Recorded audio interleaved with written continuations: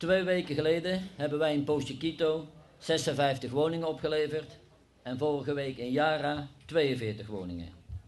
En vandaag vieren wij hier de oplevering van de 52 woningen van Joana Morto.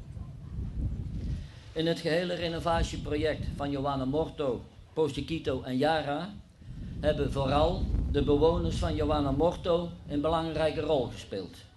En vandaag kunnen wij u met trots en met blijdschap mededelen dat de FCSA en de overheid de gemaakte afspraken zijn nagekomen. Want de woningen zijn inmiddels allemaal door de FCSA gerenoveerd en opgeleverd. En minister Schievinger heeft ervoor gezorgd dat de woningen werden overgedragen aan de FCSA. En de overheid heeft ervoor gezorgd dat de infrastructuur werd vernieuwd en dat de nieuwe wegen, groenvoorzieningen, parkeerplaatsen, looppaden en straatverlichting werden aangelegd en aangebracht.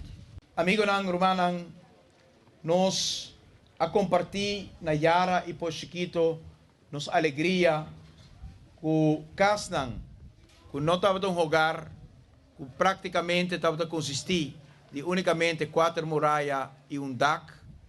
Awe door de trabalho com o FCCA junto com o governo AHASI e junto com a companhia de utilidade de Aruba e toda outra instância que cooperar.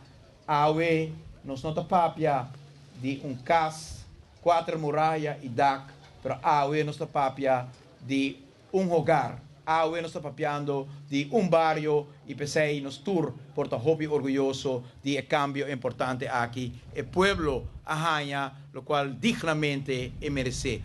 Forte aplauso para tudo que contribui que aqui, cambio grande no futuro de barrio aqui.